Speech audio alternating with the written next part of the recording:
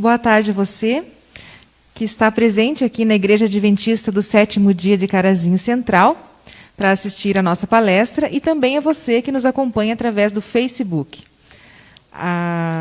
Nós encerrando, então, o mês de Outubro Rosa, né, que é o mês de conscientização sobre o câncer de mama, a igreja está promovendo, então, essa palestra com o médico Laudelino Lucas. O Dr. Lucas, ele é residente de geriatria no Hospital São Vicente de Paulo, em Passo Fundo, e também atende na UTI Covid aqui no hospital, no HCC, aqui em Carazinho. Então, é um prazer receber todos vocês que estão aqui e também que estão em casa. Nós temos a instabilidade da internet em função da tecnologia, né? Nem sempre tudo funciona como a gente gostaria, mas a palestra ela ficará no YouTube da Igreja Adventista, que é o Adventista Carazinho. Se por acaso você não conseguir acompanhar até o final, você vai poder assistir depois. E também você pode acompanhar através do Instagram do Dr. Lucas, que é o DR Laudelino. Isso? @DR Laudelino, que é o Instagram do doutor. Se por acaso cair a nossa rede aqui, você também consegue acompanhar através do Instagram dele. Então, obrigada a todos vocês que estão presentes e fiquem agora, então, com o Dr. Lucas.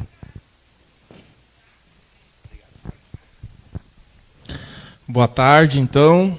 Boa tarde a todos que estão aqui. E boa tarde a vocês também que estão nos acompanhando de casa.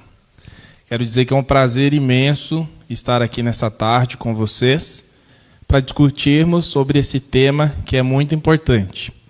Então, eu sou o Lucas, o Laudelino Lucas, eu sou médico, me formei em Santa Cruz de la Sierra, tenho um diploma revalidado pela Universidade Federal da Bahia, especialista em clínica médica pela Universidade Fronteira Sul e estou me especializando em geriatria pela mesma instituição.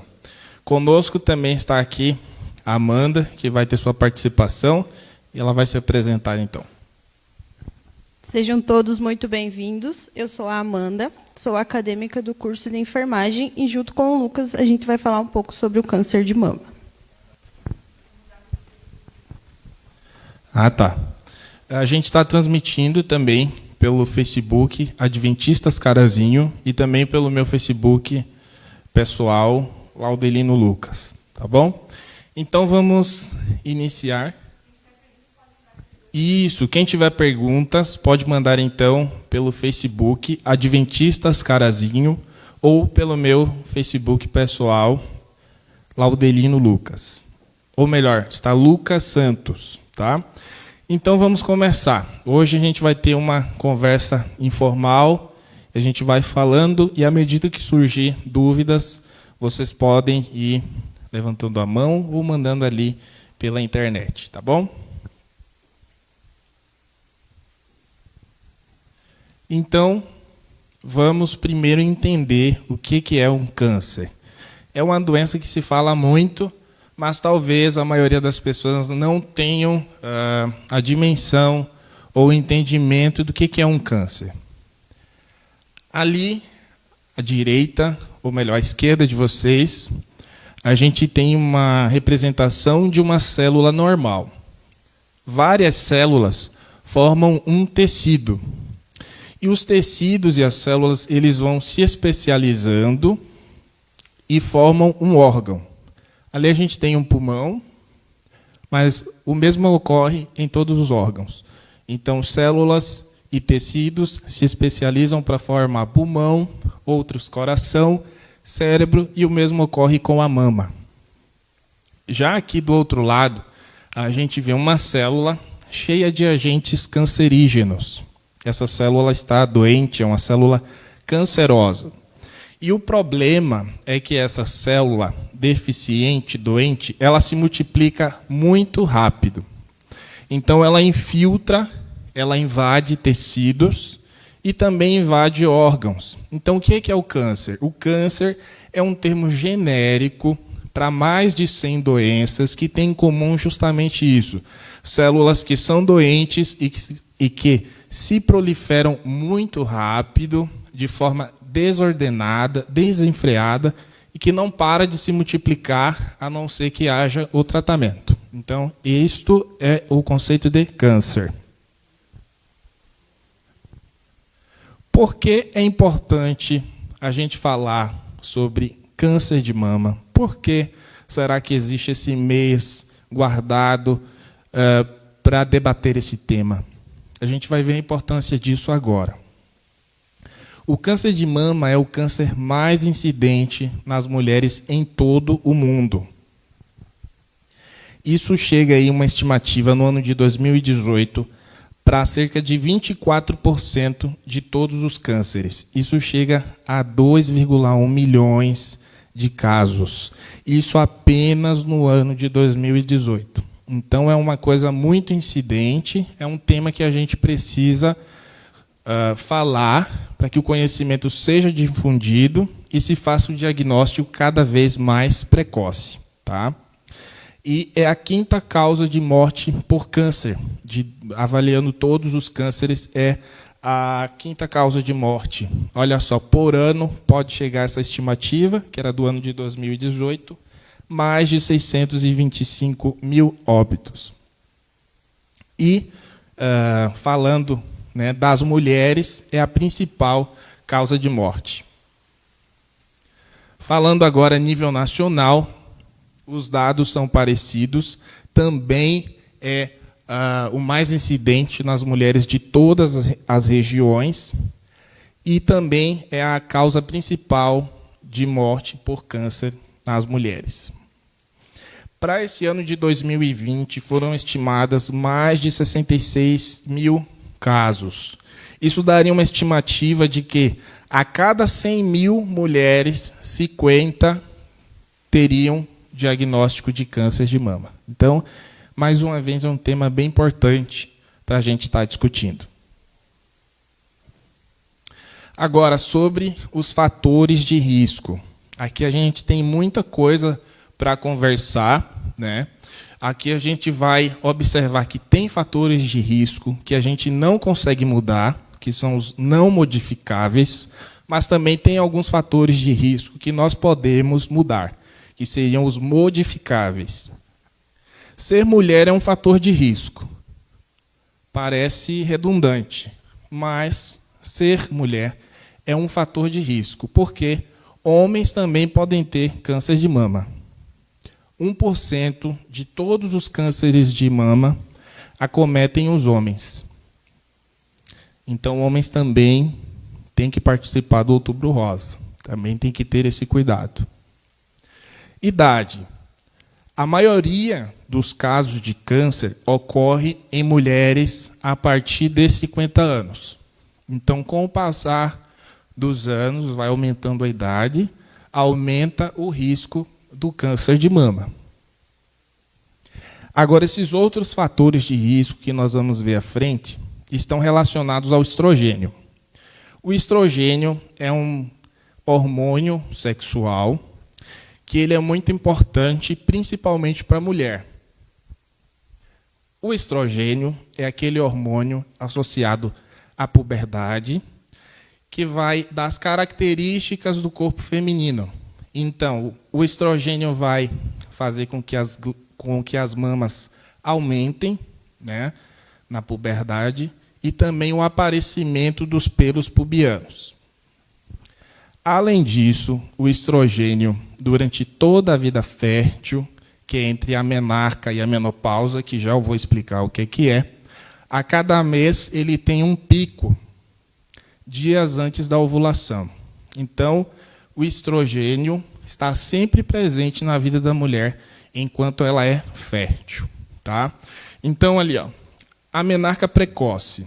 O que é a menarca? A menarca é a primeira menstruação. E ela é precoce quando ocorre antes dos 11 anos. Antes, há muito tempo atrás, a maioria das meninas, né, entravam na puberdade até com mais idade, né, 12 anos, 13. E hoje em dia a gente observa por vários fatores que cada vez mais cedo as meninas entram na puberdade, 10, 9 anos. Né? Então essa seria a menarca precoce. E a menopausa é a última menstruação, que é diagnosticada um ano após a última menstruação. Então, vejam só, durante a menarca desde a menarca até a menopausa, a mulher está em seu período fértil e durante todos esses anos ela está exposta ao estrogênio. O estrogênio não é ruim, é importante e é bom, tá?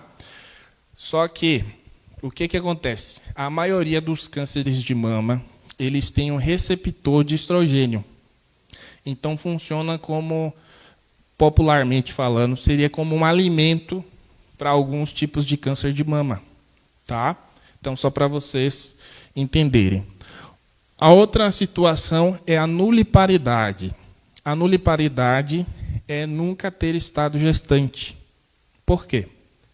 Porque durante a gestação o estrogênio diminui, o seu nível não tem aqueles picos todo mês, e também tem a questão da amamentação, que a gente sabe que protege contra o câncer de mama. Ainda relacionado ao estrogênio, a primeira gestação, após os 35 anos. Pode passar, por favor. Então, a primeira gestação, após os 35 anos, pelo mesmo fator. E a terapia de reposição hormonal. Após a menopausa, então, as mulheres e os médicos querem evitar alguns sintomas indesejados que ocorrem após a menopausa. Então, calor excessivo, né, que a gente chama de fogacho, e outras complicações que podem surgir após, como a osteoporose. Então, para isso, se faz a terapia de reposição hormonal, tá? Só que a terapia de reposição hormonal contém estrogênio. Eu quero deixar bem claro que não é para se evitar nada disso, tá? Tudo isso que é feito é importante e tem um porquê. O médico, ele vai analisar os riscos, ele vai analisar os benefícios e vai indicar quando é necessário, tá bom? Mas sim, é um fator de risco. Ter familiares de primeiro grau com câncer de mama também é um fator de risco. E mutações genéticas. Eu trouxe ali a imagem de uma atriz muito famosa, que é a Angelina Jolie. É uma atriz hollywoodiana. E a mãe da Angelina Jolie teve câncer de mama. Então, ela fez uma bateria de exames, todo o rastreamento com todos os exames, inclusive o rastreamento genético. E aí ela descobriu que tinha mutação nesse gene, né, nesse códigozinho ali, que é o BRCA. Tem o 1 e o 2. E quando ela descobriu que teria esse risco aumentado, não quer dizer que ela teria câncer de mama, mas que ela, sim, teria um risco aumentado, ela optou pela mastectomia total, que é a retirada das mamas. Isso gerou muita polêmica há uns anos atrás, né, já que era um aumento do risco, mas não se tinha certeza se ela teria o câncer de mama, mas ainda assim ela optou pela mastectomia. Então, até agora, a gente falou sobre os fatores de risco que não dá para modificar. Afinal, você não pode mudar a idade, não pode mudar se tiver alguma alteração genética, mas agora a gente vai falar sobre fatores que nós podemos mudar. São os fatores modificáveis. Então, ter uma dieta rica em gordura animal. A gente sabe que é muito bom, porém, a ingestão de carne, a gente sabe que é um fator inflamatório, tá? E uma dieta pobre em fibras também, né, que seriam frutas principalmente. O consumo de álcool, né, é um fator de risco. A gente sabe que o tabagismo também é um fator de risco para vários cânceres de mama, vários tipos de câncer e doença, mas não se aplica ao câncer de mama, tá? A radiação ionizante. A radiação está presente em alguns exames radiológicos, que muitos de vocês aqui talvez já tenham feito, como uma tomografia, uma ressonância, tá? E a própria mamografia. Eu não sei se vocês já viram, mas já circulou uma época no Facebook uma postagem incentivando as mulheres a não fazer a mamografia. Por quê? Porque a mamografia tem radiação. Por isso que ela é feita em determinado período. Ela não é feita a cada 6 meses, a cada 2 meses, salvo indicações específicas. E aí surgiu essa postagem falando para as mulheres não fazerem a mamografia, desestimulando. O que vocês acham? Será que a mamografia pode aumentar o risco do câncer de mama? Já ouviu falar? Alguém mais?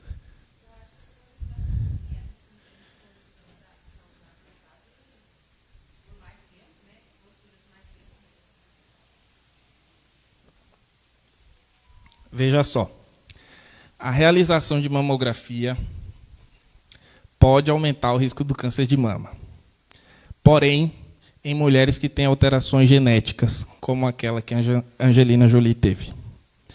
Então, para quem não tem essa alteração, é super seguro. E a Fábio falou algo muito importante. É um exame relativamente rápido, a exposição à radiação é controlada, e é um exame que é feito normalmente a cada 2 anos. Então, uma radiação segura que não vai dar o risco do câncer de mama. Alguma dúvida sobre isso?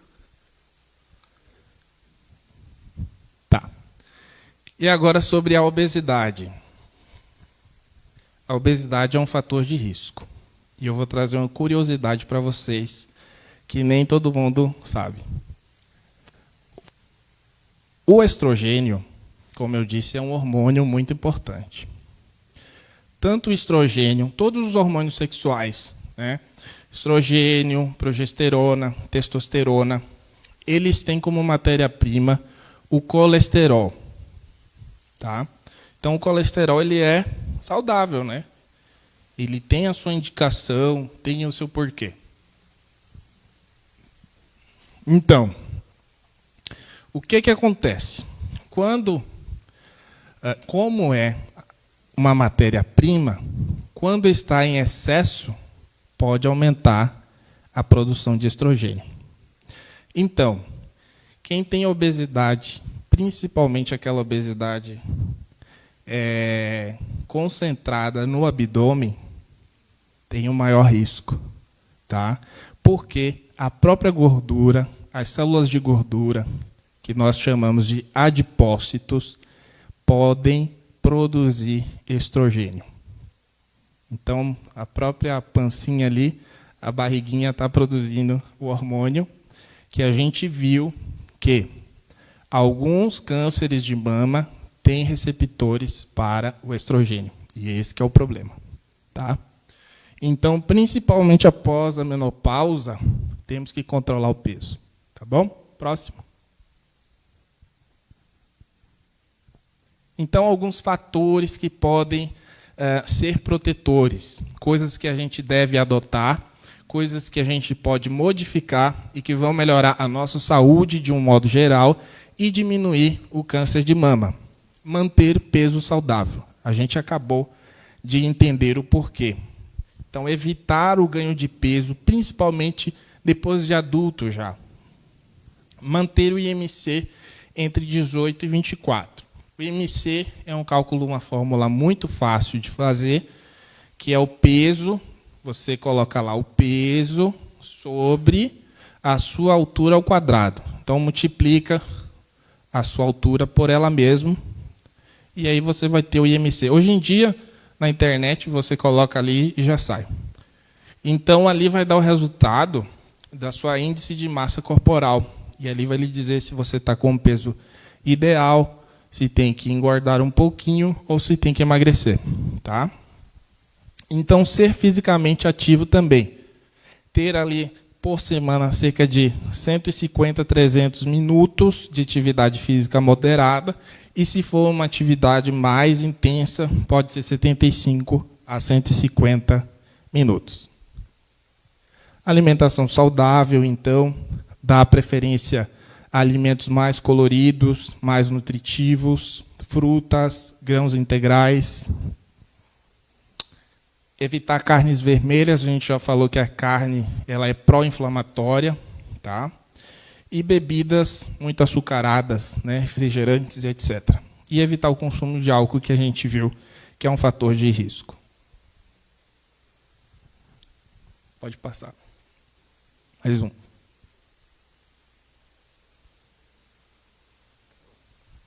Agora a gente vai falar sobre o rastreamento.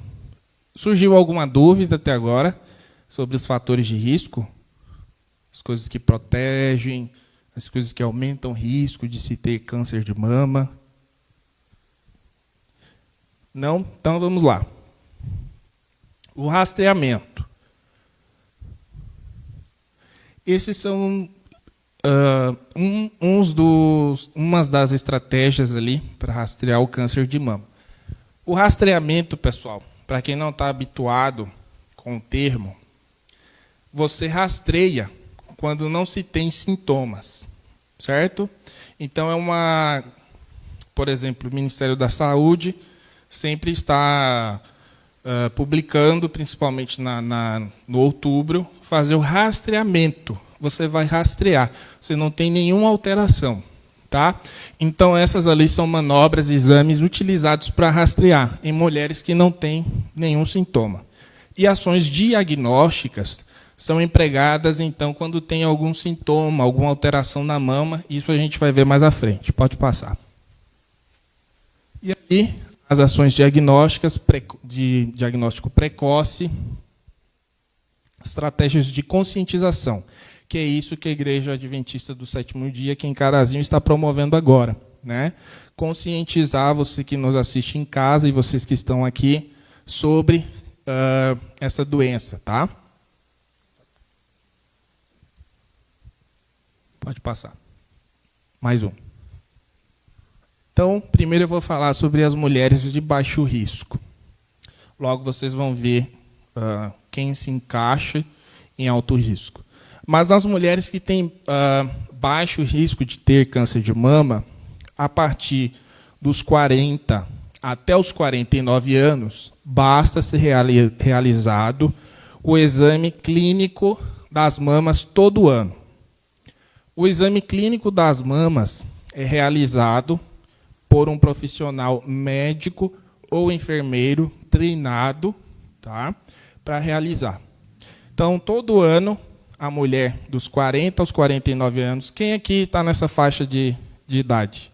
Já realizou? Sabia que tinha essa estratégia? Não? Mas alguém entre os 40 e 49? Já sabia que tinha esse rastreamento? E já fez? Isso. Então, assim, nem todo mundo sabe que essa é uma estratégia do Ministério da Saúde para rastrear. Então, não precisa chegar aos 50 anos, tá? E ele é feito todo ano. E aí, se o médico ou o enfermeiro encontrar algo alterado nesse exame, o paciente vai fazer a mamografia ou, dependendo, ultrassonografia. Agora, as pacientes que têm alto risco para desenvolver câncer de mama são aquelas, ou aqueles, né, já que a gente aprendeu que homem também pode ter câncer de mama, são, então, as pessoas que têm um histórico de câncer de mama na família, né, principalmente se for um familiar de primeiro grau e que teve o câncer de mama com menos de 50 anos de idade, ou ainda, se este familiar apresentou câncer nas duas mamas, tá? Se tiver algum familiar homem que apresentou câncer de mama, então este familiar se torna então uma pessoa de alto risco, que tem aquela mutação genética que a gente falou, e essas pessoas então teriam que fazer o exame clínico e mamografia todos os anos. Tá? Todos os anos, então, tem que fazer tanto o exame clínico quanto a mamografia.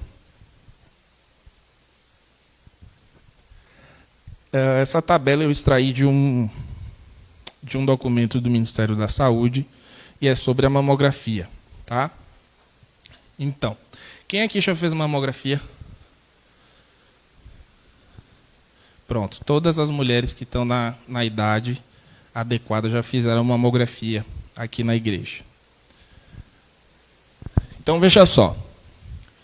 Essas são orientações do Ministério da Saúde. Nas mulheres que têm menos de 50 anos, o Ministério de Saúde contraindica a mamografia.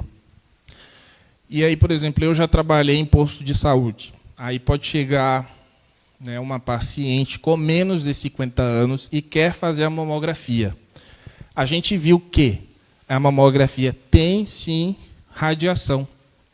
Então, se ela não tem nenhum sinal, nenhum sintoma que possa sugerir algo que mereça essa investigação, está contraindicado o uso da mamografia em mulheres com menos de 50 anos. Pode.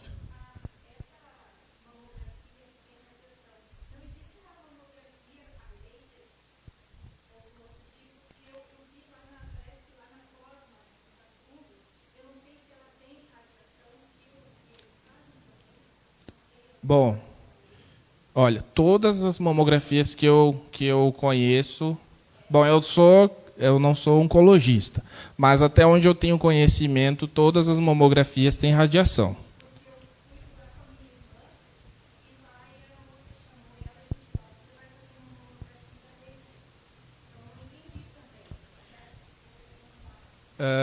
Eu acredito que essa questão da mamografia laser é uma questão maior de conforto, porque não tem dor. Mas essa questão de radiação eu realmente não tenho certeza se não contém. Tá? Então, o Ministério da Saúde recomenda mamografia para todas as mulheres entre 50 a 69 anos. Certo? Então, mulheres completaram 50 anos, vai ao posto de saúde e tem direito à sua mamografia a cada 2 anos, certo? Até os 69. O Ministério da Saúde, a partir de 70 anos, contraindica o uso da mamografia, certo? A Sociedade Americana de Geriatria, ela orienta o uso da mamografia até os 75 anos. E, segundo os estudos deles, há o mesmo benefício em evitar mortes nesta idade quanto nas mulheres mais jovens. Certo? Então, para eles, até 75 anos, se pode fazer a mamografia. Então, veja só, o Ministério da Saúde é dessa forma. Mas se você chegou aos 70 e quer fazer a mamografia, você faz via particular. Tá bom?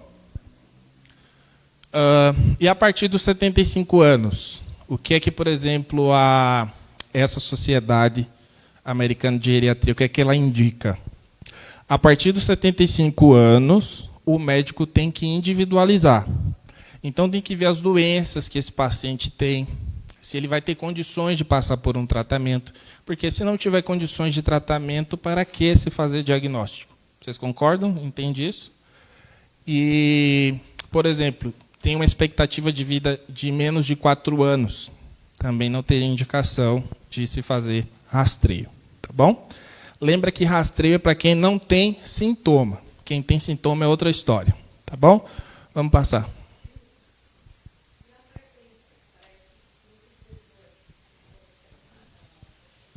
Também é a cada 2 anos. A cada 2 anos.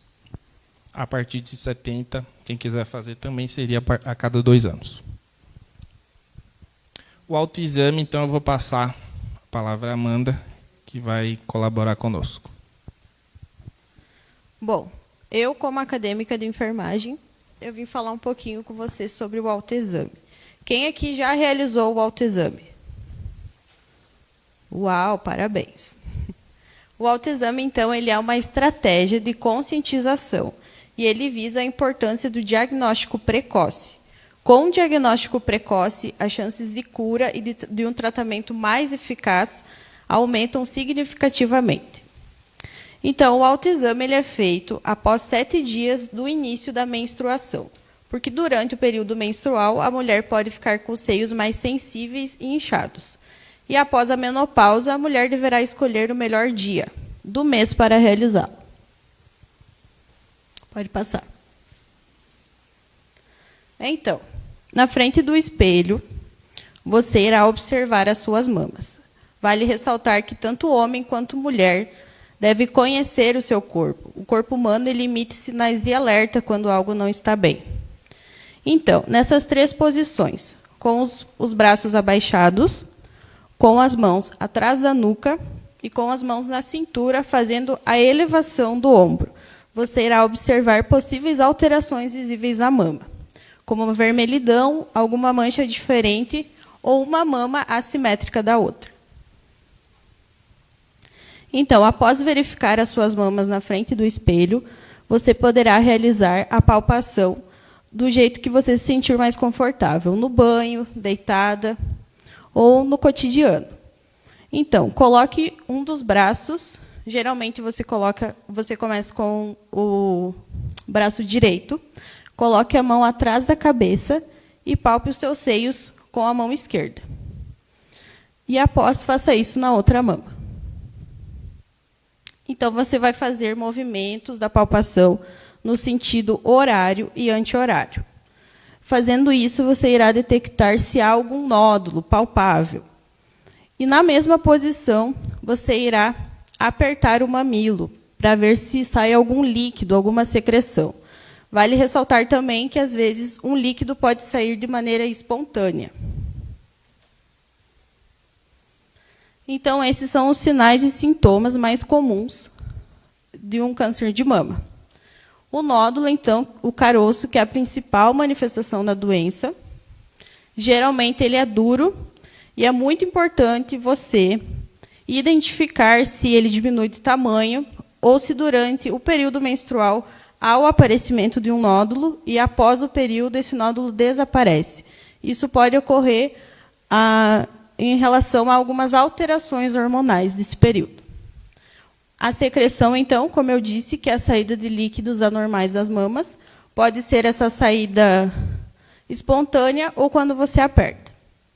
Feridas ou crostas, que seriam feridas diferentes, né?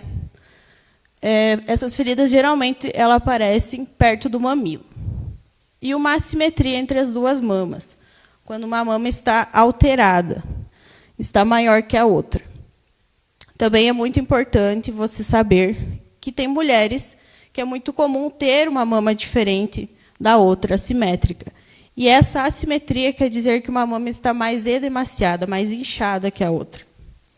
E a pele, então, com textura de casca de laranja, que é aquela pele mais avermelhada, retraída. E a inversão do mamilo, que seria alterações do bico do peito, como se fosse um afundamento de uma parte da mama. Então, o bico do peito, o mamilo, ele literalmente se tem uma proeminência para dentro da mama.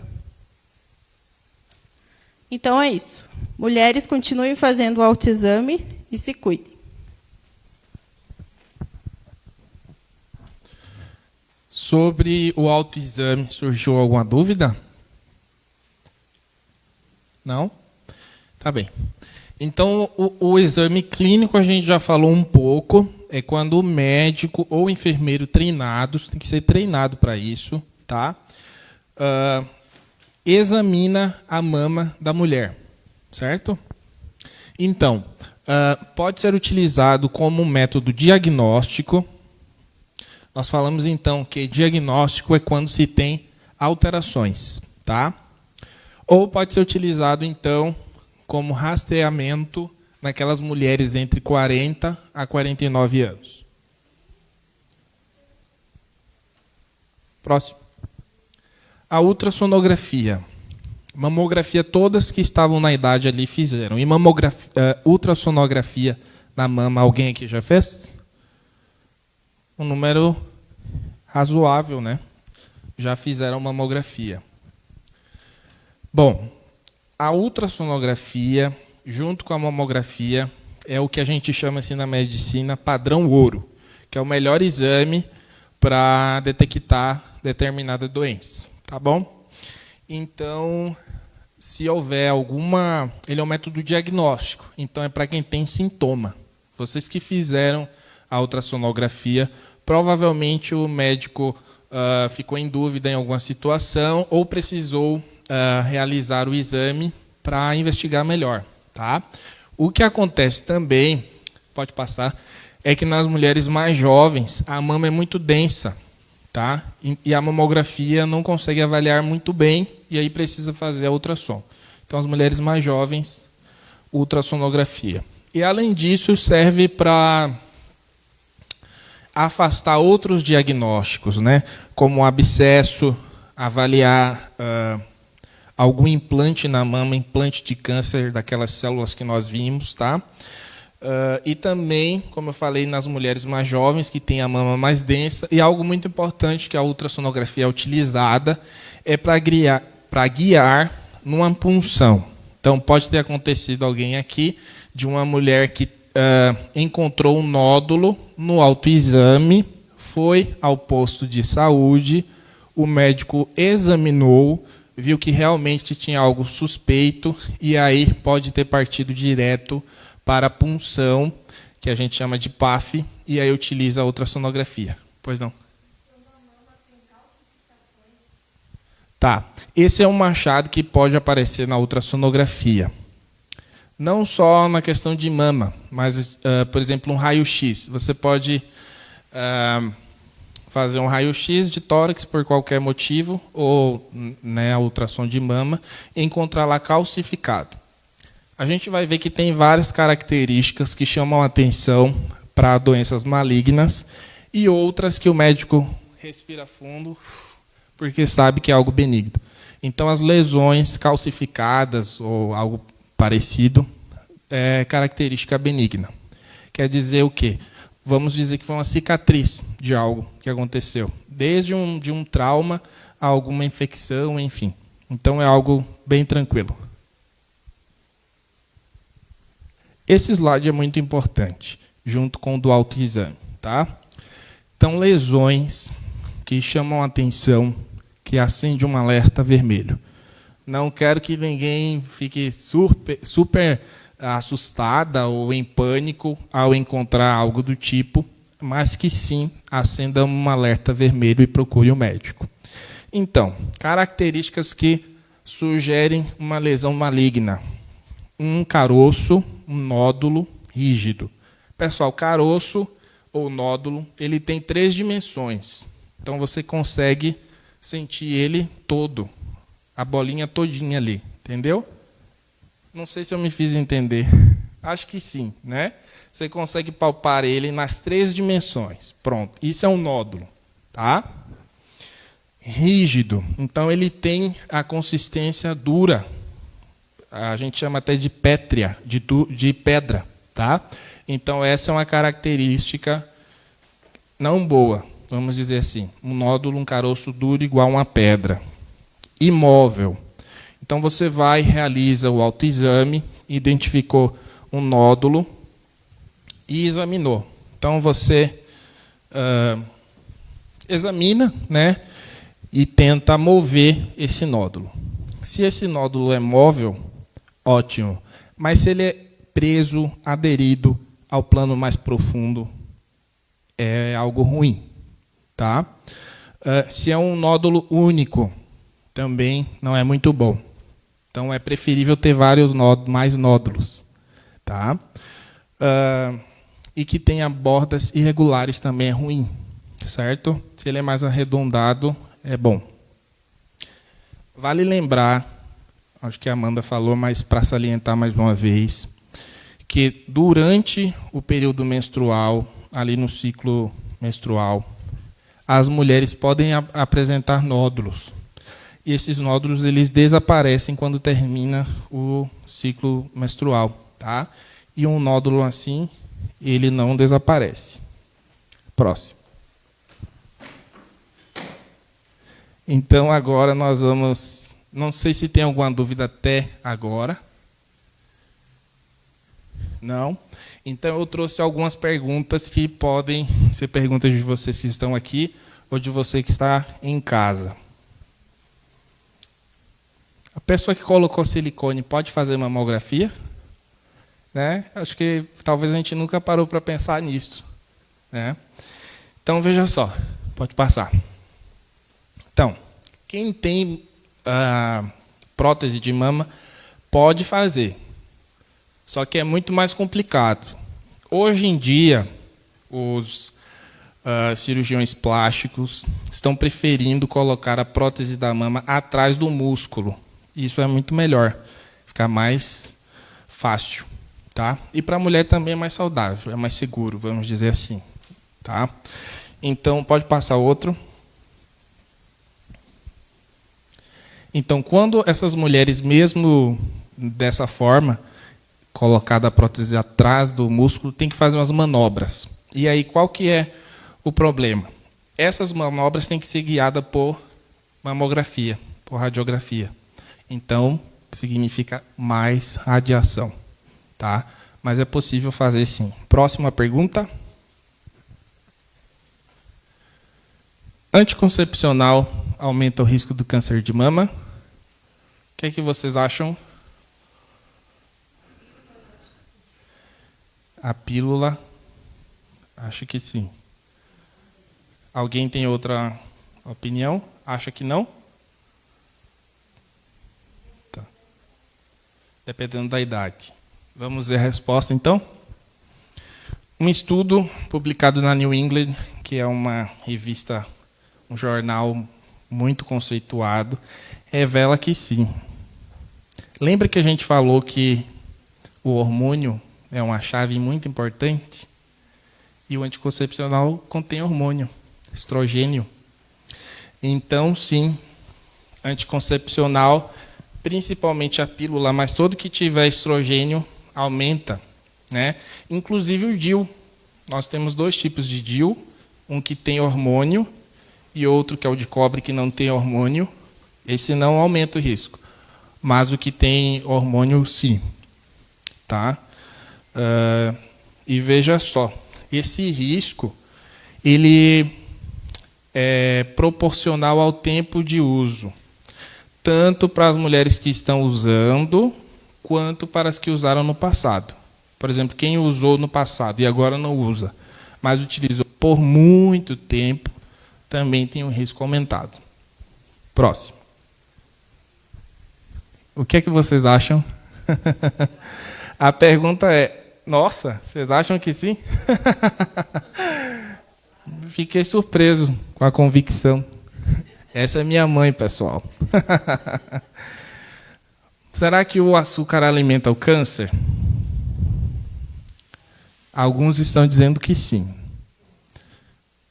O nosso corpo se alimenta de carboidrato. Açúcar é carboidrato. Então, aquelas células que a gente viu lá no início, que são células saudáveis, por exemplo, os nossos neurônios, né, se alimentam de carboidrato, de açúcar, certo? Então, assim, não quer dizer que não pode consumir açúcar, mas sim carboidrato de um modo geral, que se deve... também não é que não pode consumir, mas que se deve ter uma moderação, tá bom? Próximo. Vocês sabiam disso? Será que é verdade?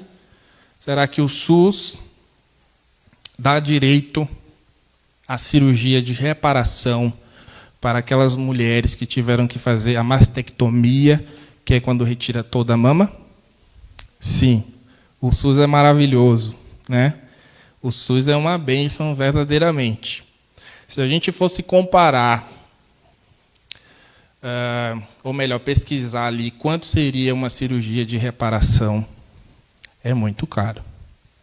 E você saber que o SUS te dá direito a isso é algo que nós temos que valorizar e amar e lutar por ele, tá? O SUS é muito bom. Então, sim. Claro que tem toda uma avaliação médica, né? Tem a questão ali se tem pele suficiente, se o paciente tem condições de passar por uma outra cirurgia, tá? E ali diz que às vezes até durante o procedimento, tá bom? Próximo.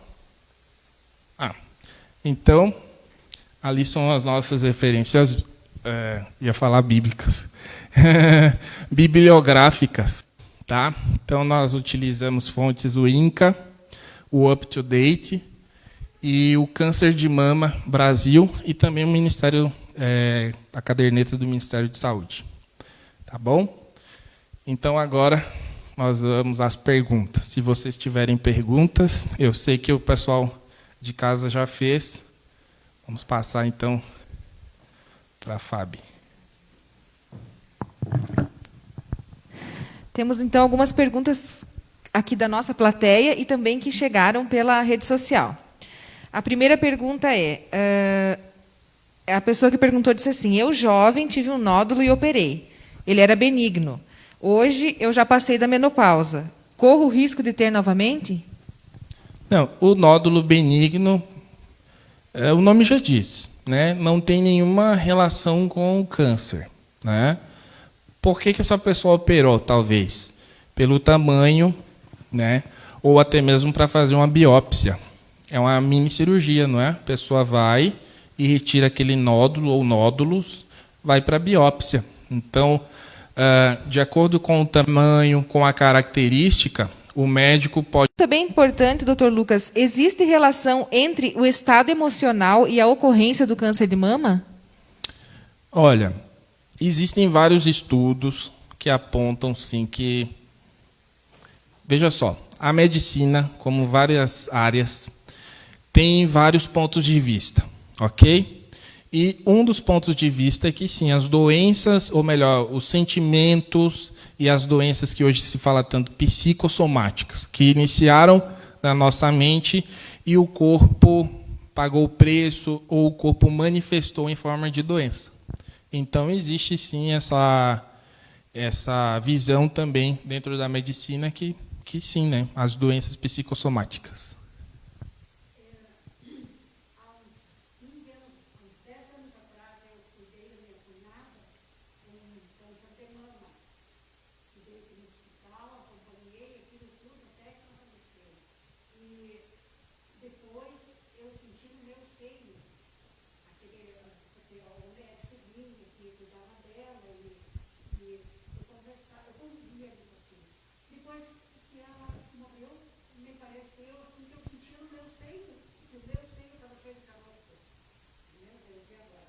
Então,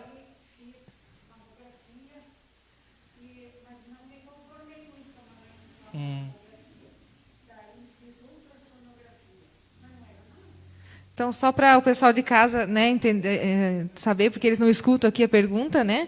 A irmã aqui na plateia disse que ela, há 15 anos atrás, cuidou de uma pessoa, da irmã que tinha câncer de mama, e quando a pessoa faleceu, ela sentia o caroço, né? Pode ser emocional, né, doutor? Sim, psicológico. É isso que a gente chama de somatizar. A gente pensa algo, a nossa mente ela é muito poderosa. Então, a gente pensa e o corpo, vamos dizer de uma forma popular, acredita. Então, a nossa mente nos engana em determinadas situações de estresse, de tensão, e nos leva a acreditar, e não só acreditar que aquilo é real, como ter sintomas, né? Como sentir dor, como palpar e sentir, né? E só para complementar, ela fez então a mamografia, não deu nada, não satisfeito, fez a ultrassonografia, que também não mostrou nada. Então, algo realmente psicossomático, né? Que vem da mente e o corpo responde daquela forma. O departamento da nossa igreja aqui de saúde, que é coordenado pelo Dr. Lucas aqui, né, na nossa comunidade religiosa, e também o departamento do Ministério da Mulher, que organizou aqui de forma tão agradável o ambiente, né, decorado, muito, muito bonito, inclusive, para que a gente tivesse um momento, então, especial aqui. Obrigada a todos que participaram e também a disponibilidade do Dr. Lucas e da Amanda. A Sandra tem uma pergunta. A questão do BRCA, para a gente saber se dá positivo ou negativo. Como que é feito, quem faz, se tem facilidade para fazer? Olha, o BRCA não vai ser encontrado no SUS, tá? E também, quando fazer? Quando tiver uma família que tem várias pessoas que têm histórico de câncer de mama, né? Mas imagino que seja um exame bem caro. Mas salvo essa indicação de uma família onde se tem história, seria aquela pessoa que tem o alto risco, né? Como a gente viu, seria um candidato a fazer. Familiar homem com câncer de mama, familiar que tem câncer bilateral, ou que apresentou câncer antes dos 50 anos, né? Mas rede privada daí, para realizar. Mais alguma pergunta? Bom, não havendo, então eu quero agradecer a todos vocês que vieram aqui e para você também que estava em casa e nos acompanhou durante essa transmissão e que vai assistir depois. Eu quero agradecer, então, também à Igreja Adventista por ceder este tempo para que possamos falar sobre e por incentivar o cuidado com a saúde e educação, né, sobre a saúde, sobre o cuidado, sobre a alimentação, que é muito importante. Agradecer mais uma vez a Michele também pela decoração. Todos vocês que estão aqui, tá?